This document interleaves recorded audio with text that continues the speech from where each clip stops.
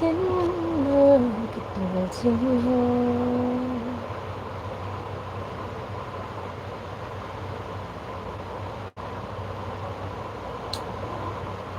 22, 23. Họ giống kiểu kiểu tình.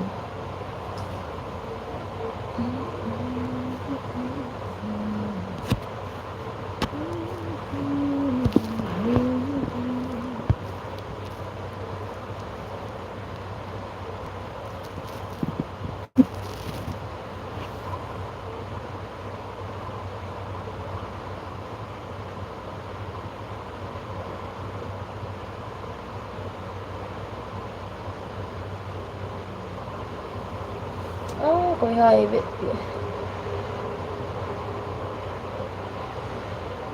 SG Amy. Hi, hello Neil, bao me. Nông phil pen nè.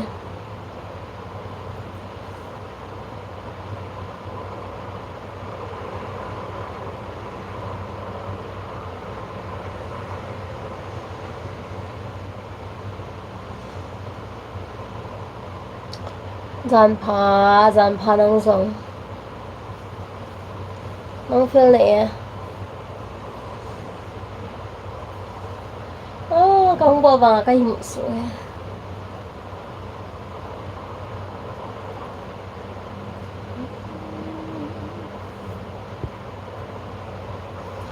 Status kawin kisong le kimutan tinati ham katile kala le kati bawe kisong han lang to ding lo han lang in hi han lang na inu te ko ma kyum han lang hela chun in chun chun ki mutan te lut na sena ki nei kan te kati bo che street he lo sla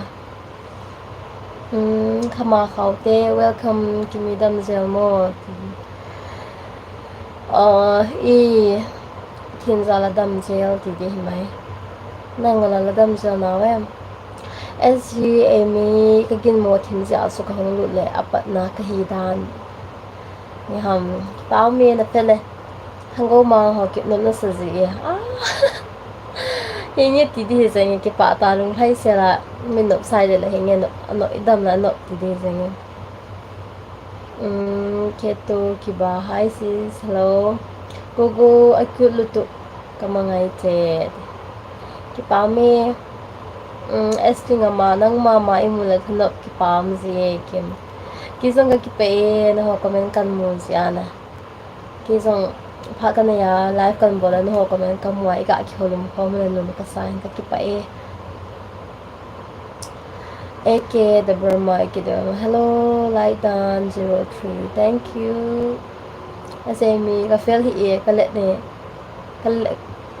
kalale mood off na feel hila mas pina nung tanchune alai mas pina comment mas pina ipisa na mood off kita gogo hoilaya yum han ta mo kimi to hi Singapore ko me Singapore yum me titla Anil Kumar hi beautiful hello SMEP kisay na ham kamangai che kisay jo kaya pwe Ewan nga cho bad comments hello di ka hiện tin sila cho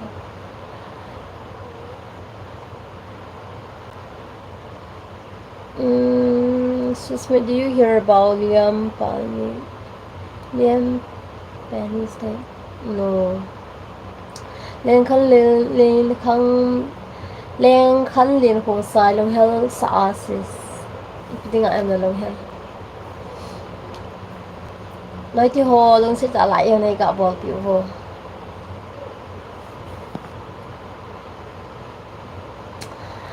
gogo pung dạ tam lang cho tua hi pung so makai thắt là nên minute ni cái bạn này Zeri Harkungur Indonesia no I'm from India AK the Burma you're so beautiful sis. Thank you very much kama haute kadam zel e tunu mail mo cho nom sa ke mail hoi ke ma mai mo na cho da ma as ki pa kom ne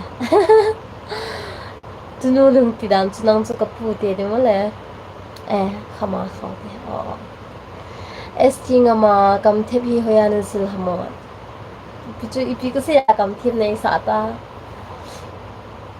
ki pa me kam thin nei sa sa boy chung pa gallery ni ha pha kimi ni ha pha boy chung te ni ha pha ani my your lips looking like pink rose lin khan leng khan len hong sai nang ka mu la ki pa pen si e ki pa me ke ni mu an ki pa si ki pa me se Jerry khan her kon go you look gorgeous can I have your Instagram username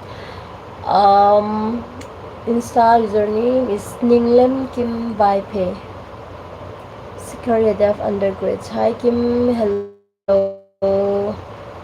so hot circle hi sub dances please return okay thank you like a khas vlog hi like dan friend I have too many cookie friends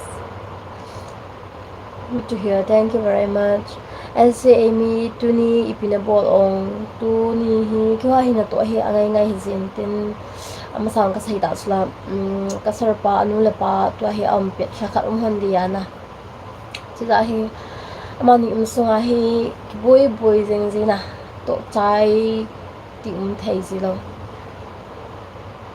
bo pen ki sai thai lo he eke the Burma substances please return me okay once I'm done with the live then I'll return it to you make Kramer imagine lang taka luluan taka habang galan to Simon Honey, thank you again. Hi, oh, hello Neil. Ki pa mi na hung cha. Mu su ta bằng live kan bo này.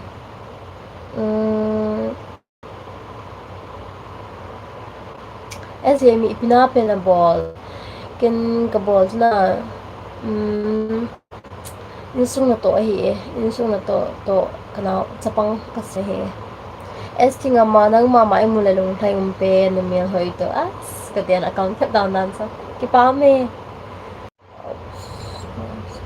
hinja ko kikimulo na sot tayo o hinga ya sot mo tayo na off the ang kimu ka dalaw ngay no me hinja live ki bo kom jilai sila dum jia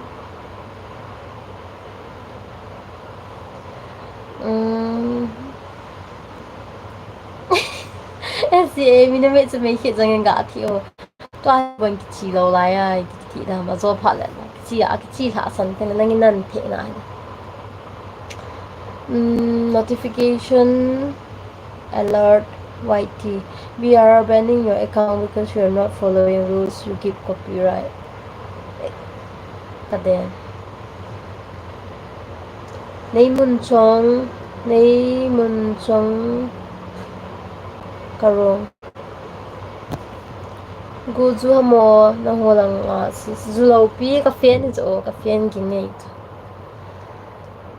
SCA mi hobung bel hong wa lo na nai hincha hingi o try it down hingi ka be try it na na jingla wang ho guess ka nei din tin hincha AK the Burma you from please yeah once I'm done live then I'll AK the Burma I will try to remember notification alert YT where are you from sister I'm from Northeast India go hello pretty I'm watching you from Bangladesh hello thank you very much for watching bati ding hi hello hincha kuki SCA mi ka ti ho bung chabela eko he o Tia na tia cho iti na ti cho ko ta hincha hin se a story nan se ngai Martini kate noi sa me de ki pa me SCA mi hincha ho bung wa lu ki tai mo hoi la nga na ga chia to a hu wa lu na he SC mama he felzi Singapore ho zo si ai ha Singapore ho pa ma he kholai hung leng ji dan he bon cha SC ngama sana lai hamo ki holam wang dap ta cho kim ki holam hi phalbium lo chi ja he na phalbium lo hin tin ai wang tu la ai go zumun thi men tin dap ji tho ai wang so fen ki tha lo wa ki the lo na i tha ai le chun dap ki i tha lo wa he le chun sakit Bhatia, you are from Northeast India. Yes, you're right. Hinsa Kuki, Singapore, Amy Zulahi Oma. Also, Oma Tato, SG, I'm looking at so SG Singapore Aboga. Going,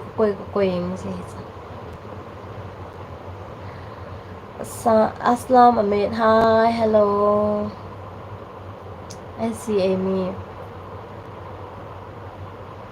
Anh hôn này hẹp nó hôn này hẹp ngập lầu cho khoang khát bệ nó đồn sai nghe tí nó ngập lầu chung khoa lại liền á à cha cái đồ lầu chịu vài hè này ngày thì mày sa du te kan hi lầu chịu ha Rahul Kumar, where are you from? I am from India. Naga Dukia Mukbang Mix Vlogs, you're so beautiful. I love you. Thank you very much, Naga Dukia Mukbang Vlog. Bhati Dincha, how old are you? I am 34 years old. Mang Maman, hello, how are you? Good evening, where are you from? I am from Indonesia. Hello, good evening. I am from India. Nice to meet you, Mang Maman. Larut Phila Mizo Dong Kim Lo. Estingama game leng wang ni khat zong king zo ponte asti o inlang sanga num kisa zo het dan so adam sa ahina la num kisa zo ai ta LCME ho bung bel mo hong kon in ho bung bel na ki khon do de he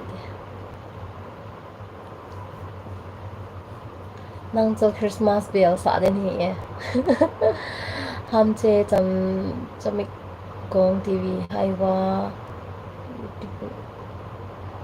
hi. Wow, beautiful sister. Thank you. Hinja ko ki hobung sa bel om nga ipi khwang khat ko na ti ham SC Amy. Hobung sa bel chule na le ji cho SG. Tinanga din se cho om tham. Dunia lai fa hung za ho zong dong tangi. Dong in lang adu mo atam mo hele chen hing chan an om de. Kim Lee. Rahul Kumar, India from where? India near to Assam. Bhumika Rathore, hi Casey, ho up? I'm fine, thank you. Mang Maman, you from Philippines? No, I'm from India. Northeast India, Mang Maman. Batya Dingi, oh, your smile is really pretty. Thank you. Say me, Kikim Hehi Veta, Atuchi Dan. Kikim Hehi Veta Gati. Kikim E Gati, ha. SGME. Hey, Utata. Bakata Ratsma, I love you, thank you. Bhumika Rathore, Khana mein kya khaya? Today I eat long beans with aloo. Long beans with aloo. Hamne Konyak, seven sister. Big Sainta. Ayan Chang, hello. Kim La from Nagaland. Hello, thank you very much, Ayan Chang. Trong hang pukuki ita sadam zong lai lung tim dam lo lai ki te ka gel de it was an so mai cha. Ipidinga na ta sa dan cho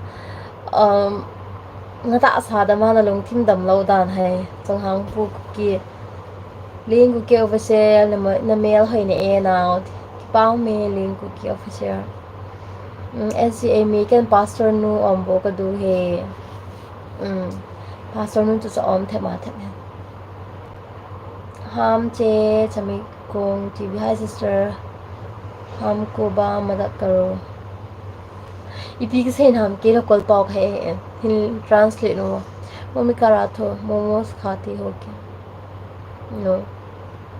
Aslam Amit, aap kahan peer hai? Kol pao hai katen. Ran cookie iti le zinane go tamo. Singapore kim nalaya ding ke yal phana hi Ryan. SG Amy, hobung bel hoi lang ge kita. Sa man sol, hello.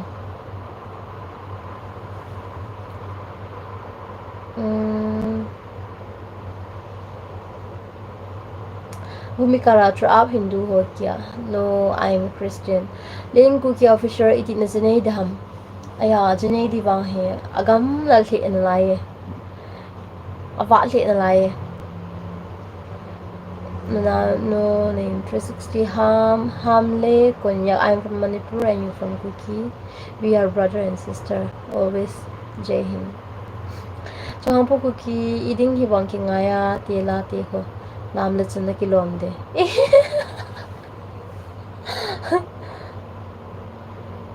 Arjun Das Unless hello. Hello. Wanted exorcist hoyanom ham at yehe kolpachon. Oho. Singapore he ka ti o nangin comment mama chun. Ama comment sa gai kanina. As Amy kolpon he lo le ne pali pao tho o. Ne pali pao song he pao se he ka kiet he. Wang phat pya pao ka kiet. Hin cha ku ki ka ve I'm here. Hin cha nam lo le chun SC in a hall jeng jeng. Po ji ta. He go hockey na hoye do man nei tam ki pa me he go. Lo ma ka nei he Ryan Cookie nei jeng tang ngot.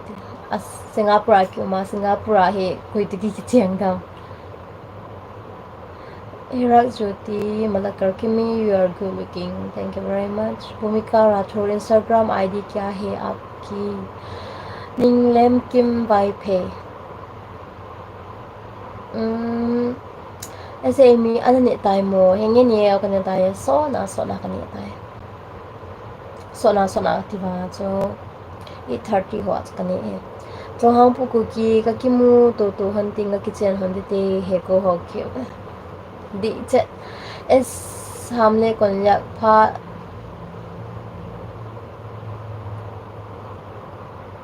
khai sin nai because in hamu pau ta as he mean so say in English pau he chu kile hi tam English pau he ni sa English pau chu yes no ti chu ki hena ta itinai le chong ne ho ki kam da ngau mo hi a hoi te na he ke ta lo na chawang cha Romeo khai min lin hoyanum ham now Singapore ko mahi Ryan Cookie ka hong ki pui de tam hinge flight ticket hinge ka inline in pui ne ko pui din pui de phot la na ko lo mumi karathor up kha se ho I'm from India bhati din India can you show your IC ID on screen how to show okay maybe try this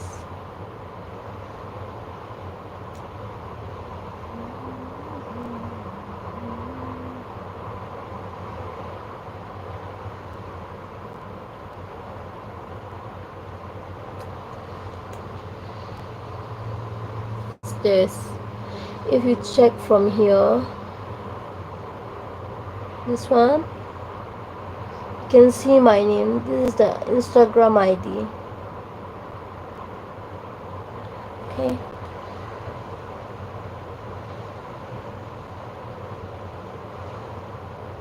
like a pot katin pa kai si kiจะบุญอันทำกิตินะจ้าkatin cái vàng cái vàng phải đang tụi mình cho bao thả khát cái hiện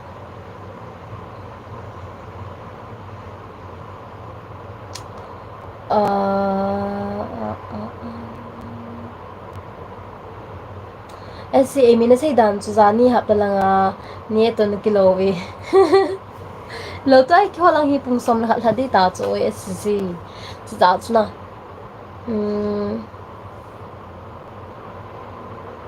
Kateo katen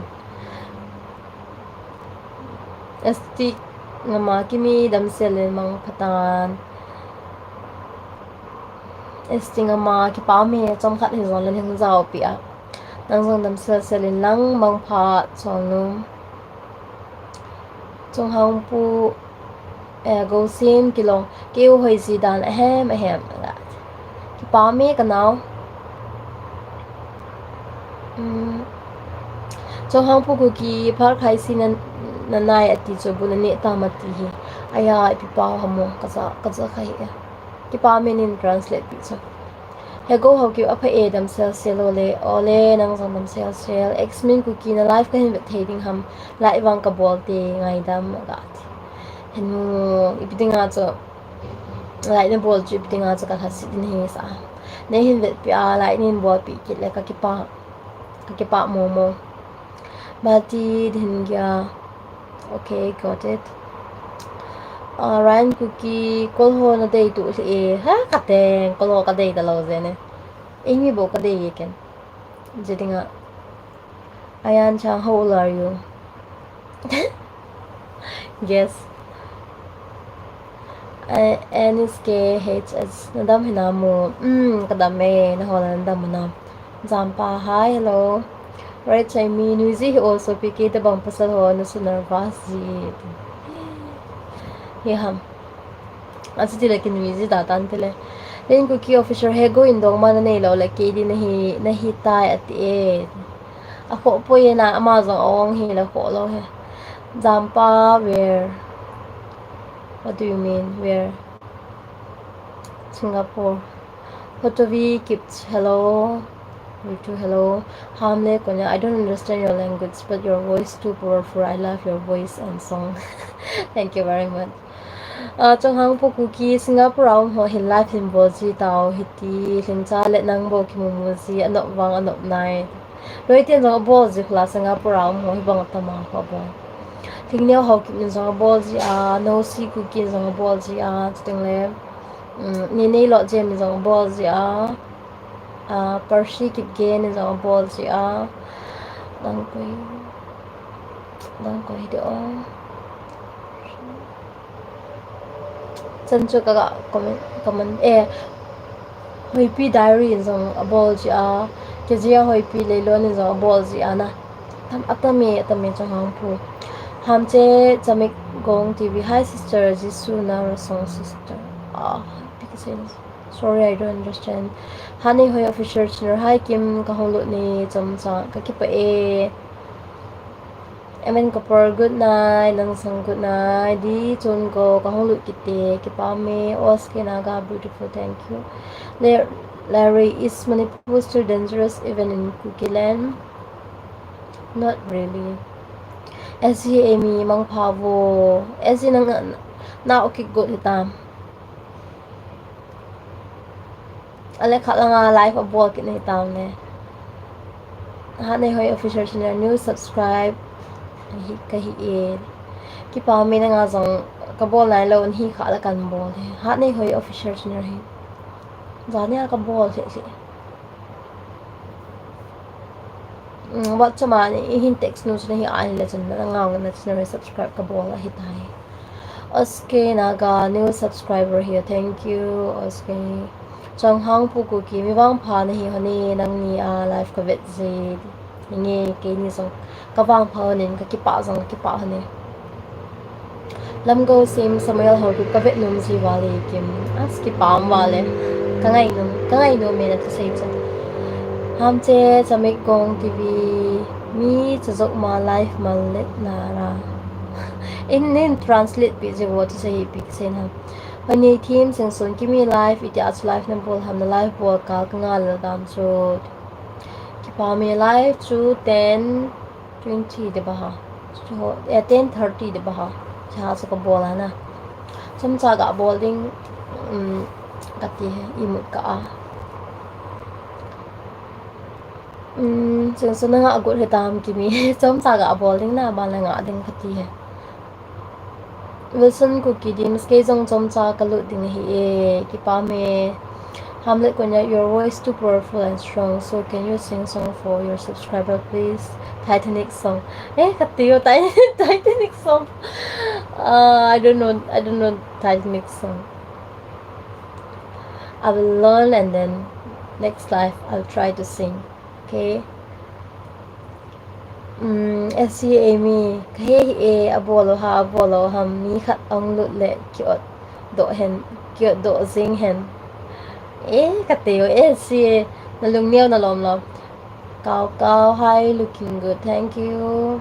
When it comes to kimi zanya at life na bolo ham kangalal dan hi bolo loizi o kimi as tula ai na kyong ka bol num zin tin ai banga he kom na kapu anu la pa hung za ai te siang za ai na to ai za he pharong kanai bi si lo so ma ho se ba ki bol sin tin za he na to ding tam chum ji na na to gim loi chu lo ai wa chu ong ki ong man ji lo he chi ja he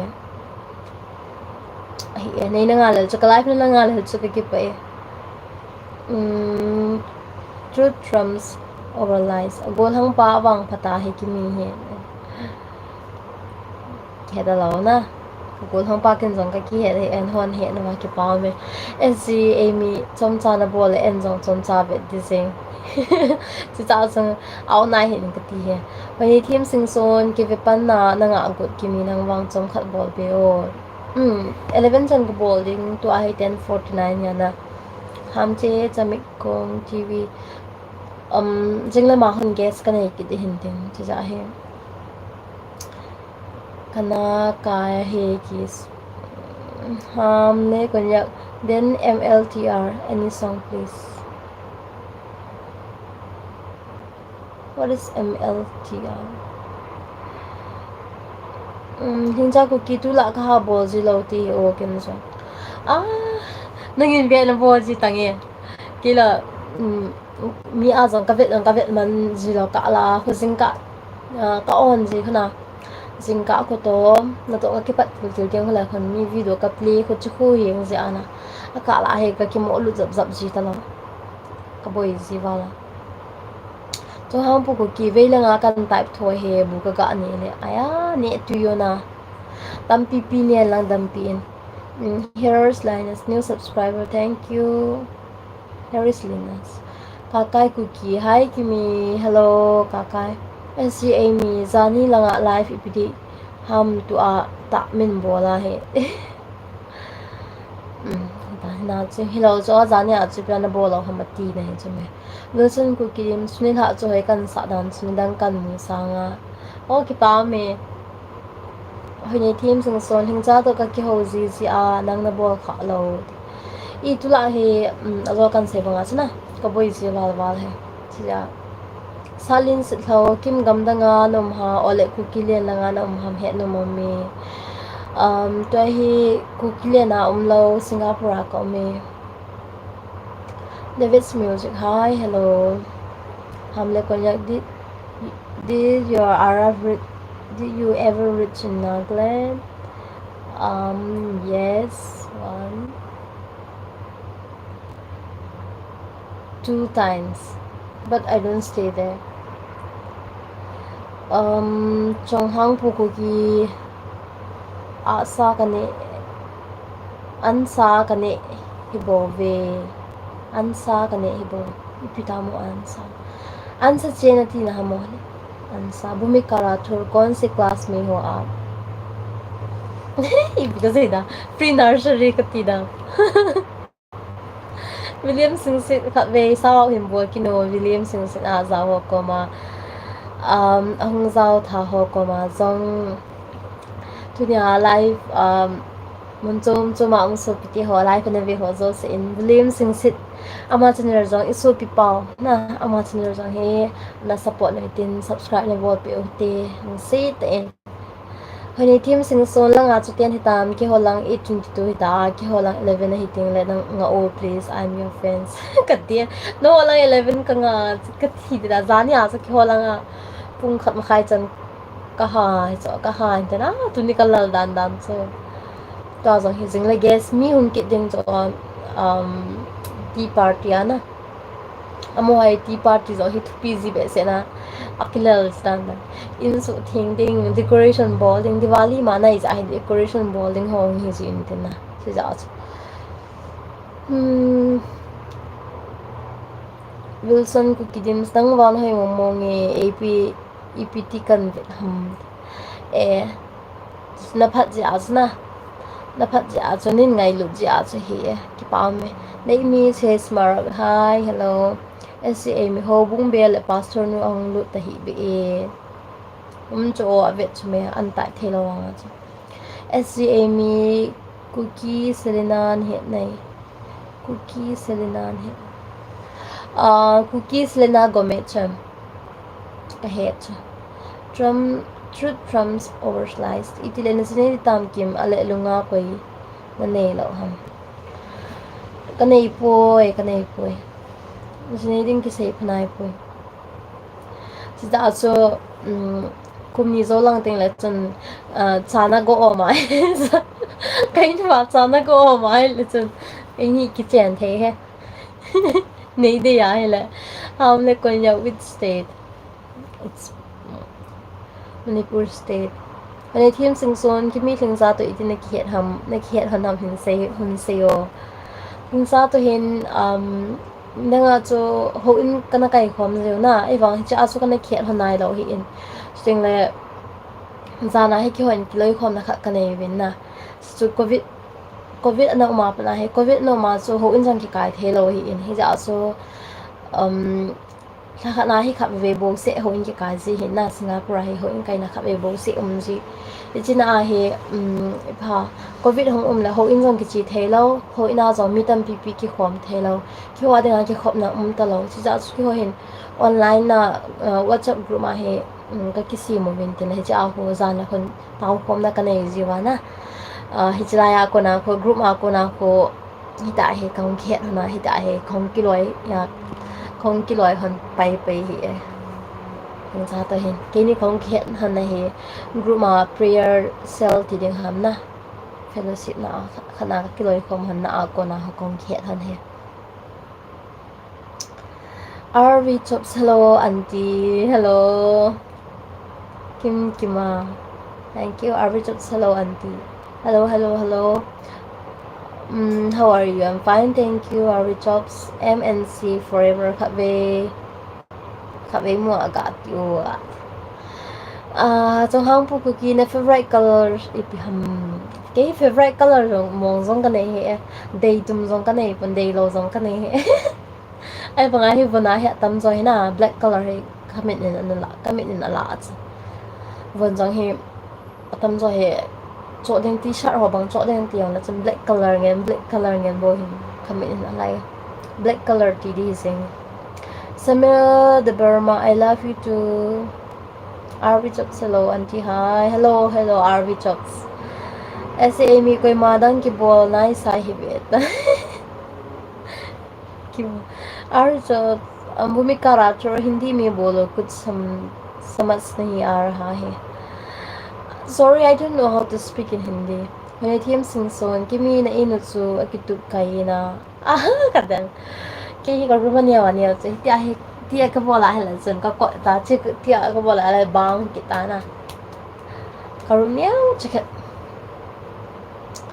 our jobs what do you want to say our jobs rusun ko kidim amasakan say so ipiti na gila kahong ki go ding ham engi hong ki kuin our jobs when it team sun kimi tu lai jo na chao che nó con chị na ai ai bị ta là ông con chị kia là cái thao chị không cái tiền tôi lại cái trò nó là sắm mong nè chứ chẳng lẽ xuân giống cái trò lâu ra đó hình cái trò bị sẽ lâu hay dạ hay ấy cho cái sở pan là pa hi ilang cái lệ không phải cái thao cái thao bay cái đầm là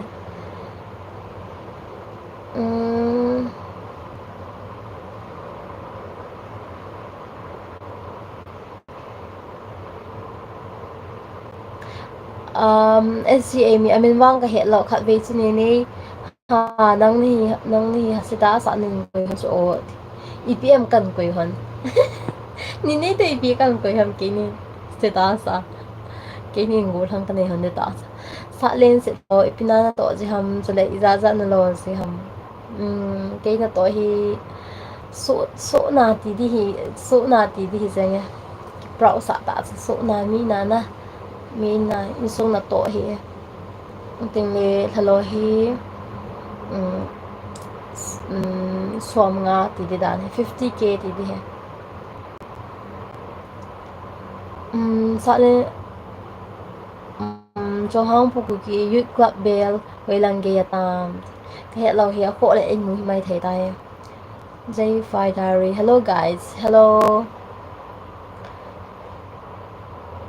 RV Chops anti remove filter please I don't use filter filter cái thầy đó SG Amy koi ham kimi de cha ho bung bela cha go ma ka thum do de phal bi hi te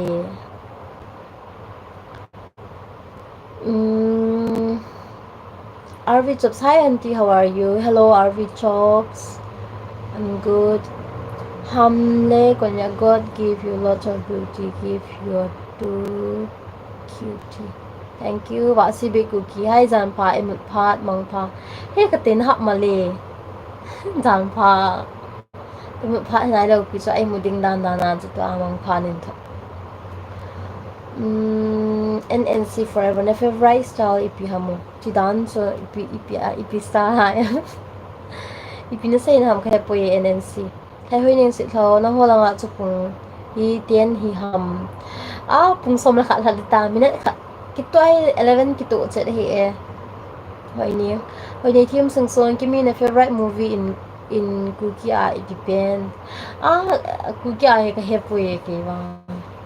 Nina nga chil chen heno ni ngai lo tam kana vet no ma balat kung som tlung sik na so kana vet no ma to hi tha oi ka vet be se lo na ka vet di kha lo kya film Singapore ki phat nai film ki ve kha ta lo he film ki ve kha si lo la hoi le wang chung ka la ho chile ki ngai ji thowa film pa he ki ve ka ve poi ki jong sla sla kha ve ni bi hos ki visit thowa ki ve zap thowa ai va regular ta ki ve lo na hoi ta ki ve lo ka he lo pya emia he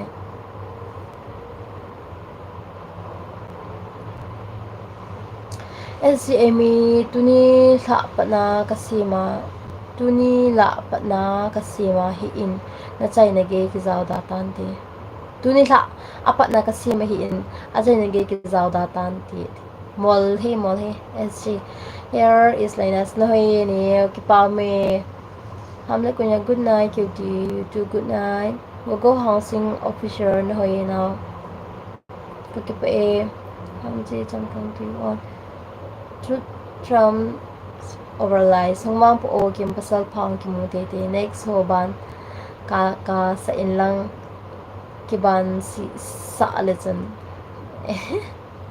koi mang ki si inte hoi nei team sing son kimi na ino khat venin vet sa in kiti please today or tomorrow okay jingle khon num zilo na itham ai no ka ding tiong chu tham num zilo cho CCTV ka ko ikin na si za ho tha si ji cho jingti la khon jingla khon guest kan do ya na jingla bang ka ta san lo diwali ting la khon ki hoin sung bo se ama hoin sung bo se na man do ya ting la bang kan bo te o Jampa hi hello Lotus Yulo Karma speak Hindi Samuj आप कैसे हो बहुत बढ़िया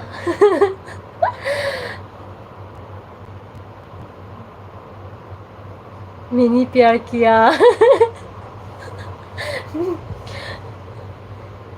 गोगो हाँ से अवसर कुमजा नहीं था कहते हैं ककुम ने हाँ दो बेस ककुम ही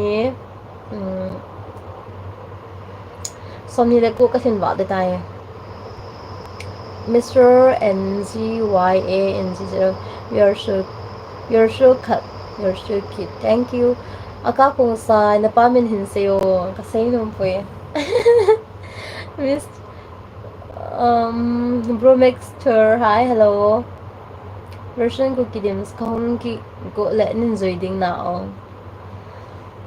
kan zoy dis Bromexter buni niya dang Salin sa hokim til khat hin sei dang ipine gel dem ole na long hang dem he ka ti go min hi za thu tam pita se ya bon ki long hang na wan ngin til khat na sei din zip linga ka long hang dham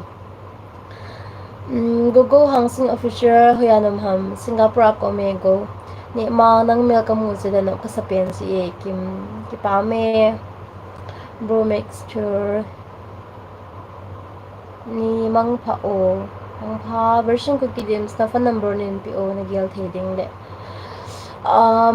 ka phone number hi ta hi phone number pi ki pi thei ji lo cho cha cho ka content ha khna hin comment nin lang sla ya ko hin pi nge na the bus sa which language is this hello cookie sao ku sang ka view lo hi sa kit khana te ka view e ti chu kan he sa kit ne ki pau me sang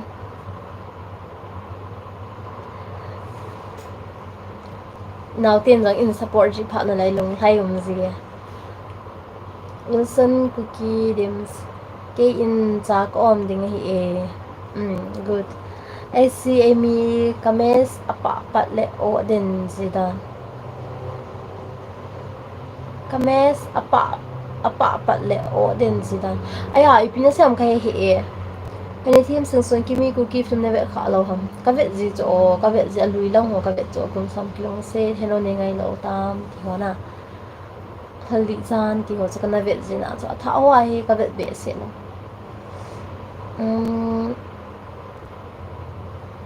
X min cookie kimi na number ne pi o X min ka number chu ka content khan a khanin comment lang ting le comment a kan hin ting na ki pa me thamoi kong sai kim jan pha nang song cho hang pu cookie wa si or empownial kaya po yaman ni ma hindi nga cho empownial hin ka na ngai sang cho wa si yo heng ya aman yo heng ngai sa na za chum cho ya na wa si jo he ngai sang na khat che la chen ama ko na zil do the u me cho min ipiti sen se yo la ama in aphat chung la denga ki na achi piana steng le lung thalawa min ipi tham kai kha la ding ai lo le tha dai na ding tam pi ase ba ama deu lo hi la abo ngai che be ba ki bol na chi kho ma dinga lo hen na kha ya steng le e ho zo se ave ho dinga zong kon kam ama ko na he chi ko thil khat itup khat cho min ipi se hen la hin zong la chen chi ba he kapol te ding kalo hen te ding ti ai bo bol a la che ayong kilo thing ding ti kha na ama ko na kizil do ya hi za za ba si yo ngai sang me anin hana ngai sang me no min si mpp he team sung son pung za le nei mo ji ham ke mi ke mo na timing he little bit early to rise hin den na kya he aboya he pung khavele baro khavele pung khat ma khai khavele pung ni age pe na pung ni 2 am na ai ba he atam zo bang so pung khat le baro ma khai ki huwa hi tam zo hi si no means what language is that hello cookie Ganga Tharoyer, hi, how are you? Hello, I'm fine, thank you. Go keep game. Welcome back, Kimi. Na say chuka ball thailon he na ip ka say. Jila na on ball thailo. A code number 65 he ka tisla. A code number 65 ya. Amy a kan pi sla. Number bida thu chenga kan pi thos me. Nampi PLT cookie Kimi mama active si momong ki papi no me. Kadeng ki pa me nangin active nan sa. Kila tu la he active lo ka kisa enten ka tha se do di ko ita cho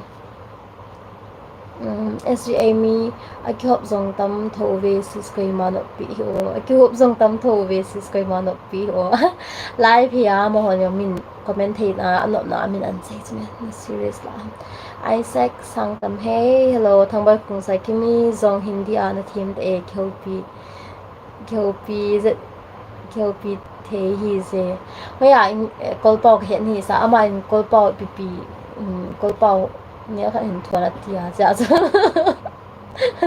film min ho ka kan ban se chme SCA mi comment ka thut nom de tam ha ka thut non de tam na tiam henge comment thut non comment sen sai sai hai do ta nga do ta manis consambis Isaac Sangtam, where are you from? I'm from India. Version ko kidims ki holang van aki thingi na holang ipiti ki holang to ahi matlaw.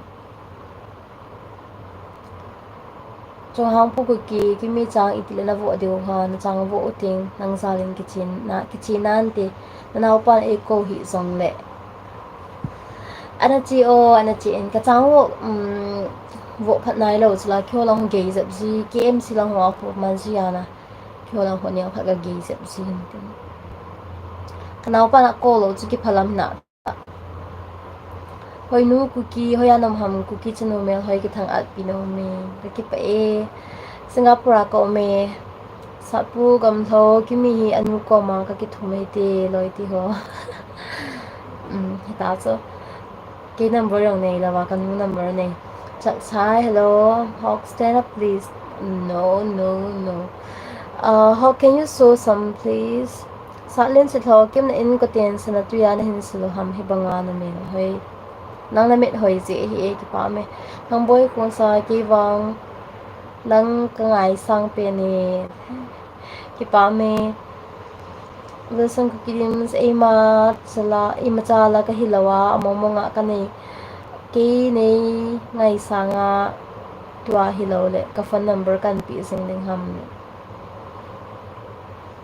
ki nei ngai sanga ti a hi le tu a hi lo le ka phone number kan pi sing ding nim pi tango ho Casio I love you Lucy Lucky khung sa hai nin tha pha zan pha AC Amy ale mang pha ngai poi rồi tên là ta khả ai ngọ được rồi mẹ thấy hơi ninh xịt hầu đây một số này là hầm ta liền hiện tại